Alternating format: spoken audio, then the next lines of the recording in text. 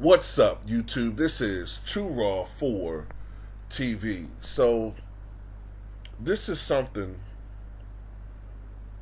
that I don't talk about a lot because, Steve Kerr seems to be a really nice guy, right? He's a pretty nice guy.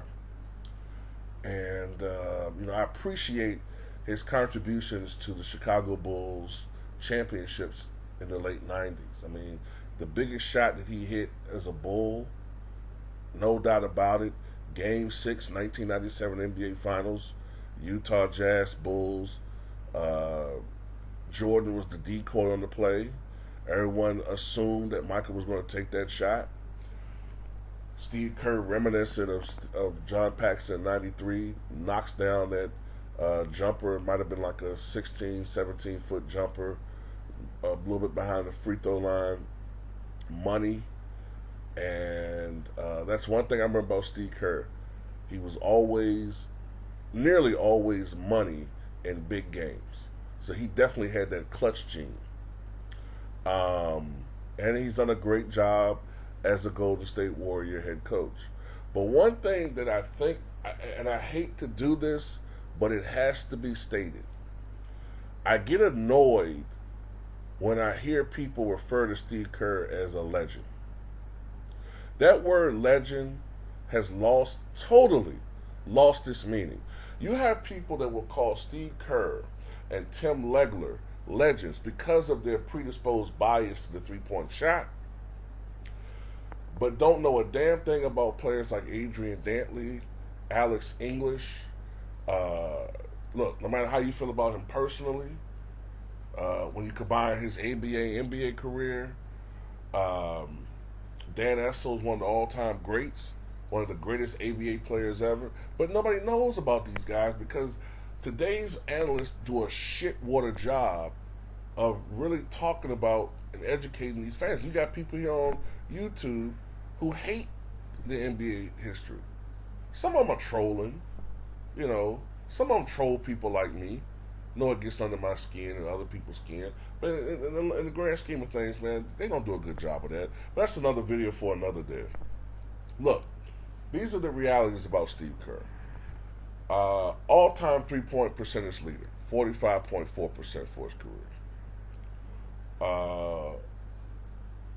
One of the great clutch, open, one of the great clutch, open jump shooters.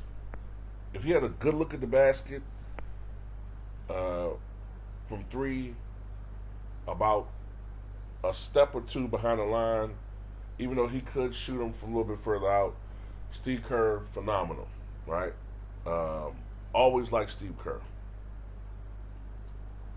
But he wasn't really that great. Okay? He couldn't create his own shot. I remember John Stockton destroying him defensively. Gary Payton destroying him defensively. Steve Kerr was a smart basketball player. And that's one of the things that the Bulls had a lot of was high IQ players. But they didn't have a lot of talented players. As a matter of fact, before he got with the Bulls, Steve Kerr kind of struggled staying in the league. Because you got to remember, the three-point shot was not as important back in the 80s and early 90s. It wasn't as important. And while he could knock down a three, he couldn't do much of shit. He was... Got to remember, man, the guy wasn't even good enough to be a consistent starter for his career. Count the bench.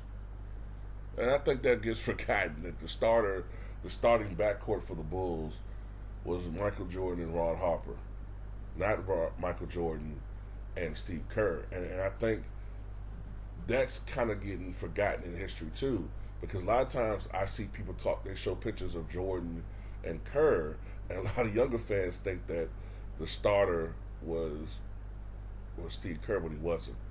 Ron Harper, who was a shell of himself, but was still better than Steve Kerr. But Steve Kerr found a niche for himself. He was on some really good teams. The Bulls. Then later on, of course, he played with the Spurs. during the strike year, and he's one of the few players in the history of the NBA to win 4 consecutive championships, 3 with the Bulls, 1 with the Spurs. Won another championship with the Spurs in 2003. Spent some time in Portland. When he was around great players, Steve Kerr, on the weak side was devastating. But if you thought you can get consistent scoring out of him, no, that wasn't his game. But if they could find him, when the defense was collapsing on the great players and he was wide open on the other side of the floor, yeah, then Steve Kerr could dominate in that aspect, knocking down open threes. Wasn't a great defender, wasn't a great playmaker, wasn't a great rebounder, but he was a great 3-point shooter.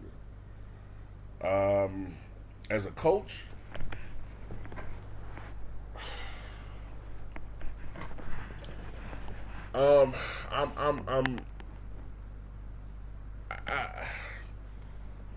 Steve Kerr is just sort of head scratching to me as a coach, because a lot of us have maintained that even though he made important tweaks to the Warriors, it was Mark Jackson that put that team together. And Steve Kerr made some important tweaks. Steve Kerr also, we have to admit, has been surrounded by some great assistant coaches. And we got to remember, they just lost Mike Brown. And I don't think it's a coincidence, with Mike Brown being a defensive specialist, that the Warriors' defense looked like shit this year at times. And remember at one point in time, Steve Kerr had an 84% win percentage as a head coach, number 1 all time. Well, after some terrible seasons, it's now dropped to 67%. Still a high percentage, but no longer number 1. Phil Jackson back to being number 1 all time. You got to have great players on your team to win, but I've just never been convinced that Steve Kerr is this great coach, man. It's just, I think he's gotten better,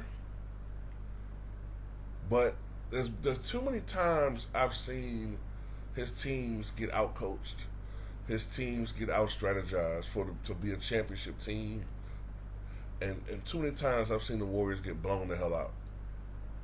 I never saw that with, say, the great teams that Phil Jackson coached or Pat Riley coached for the most part.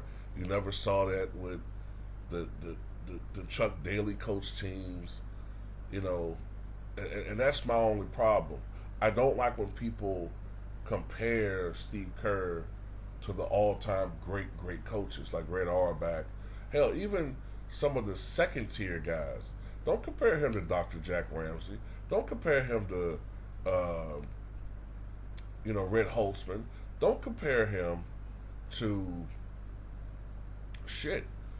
Casey Jones. Don't compare him to, some of these other guys. Bill Fitch. Even though Bill Fitch only won 46% of his games, Bill Fitch was a coach that liked to challenge himself and to turn around rebuilding franchises, which he did all the time.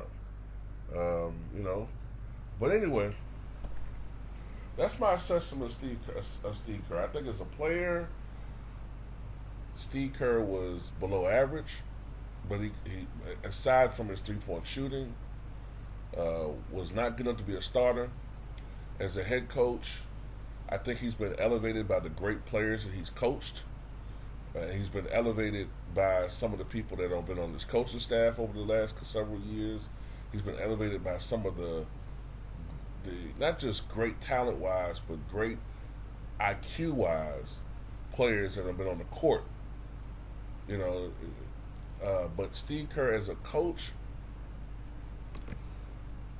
I don't give him an A.